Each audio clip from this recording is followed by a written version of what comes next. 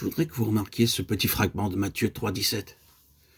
Une voix fit entendre des cieux ces paroles. Celui-ci est mon fils bien-aimé, en qui j'ai mis toute mon affection.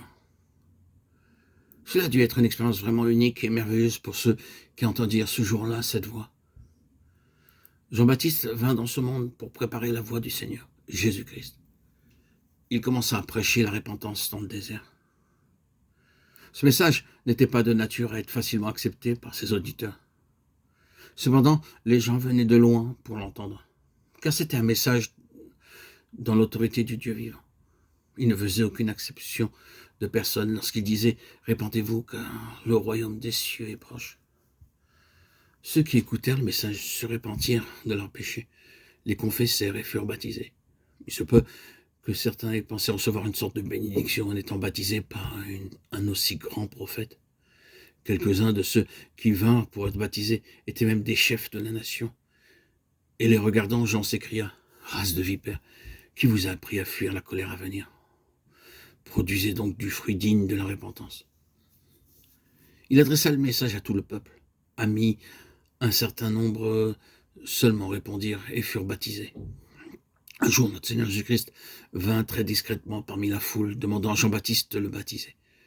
Dans l'évangile de Jean, l'Écriture dit que jusqu'alors, Jean-Baptiste lui-même ne savait pas qui était en réalité le Seigneur Jésus. Jean 1, 31. Naturellement, Jean connaissait quelque chose à propos de Jésus, puisqu'il était son cousin, mais il ignorait qu'il était le Messie. Lorsque Jean vit les cieux s'ouvrir et le Saint-Esprit descendre comme une colombe sur le Seigneur, il reconnut alors avec certitude qui il était. Il déclara le lendemain « Voici l'agneau de Dieu qui ôte le péché du monde ». Cela nous montre que ce ne fut qu'au moment où Dieu parla que Jean sut qui était Jésus. À moins d'entendre aussi vous-même la voix de Dieu, vous ne saurez jamais qui est Dieu.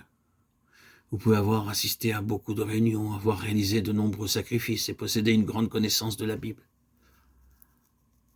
Mais si vous n'entendez pas la voix de Dieu, toutes ces choses ne sont d'aucune valeur spirituelle pour vous. Le Seigneur ne commença pas son ministère en faisant des miracles jusqu'à ce jour. Il n'avait accompli aucun miracle et il n'avait prêché aucun sermon. Ce n'est qu'après avoir entendu la voix de Dieu affirmer son identité que Jean comprit et déclara qui était Jésus.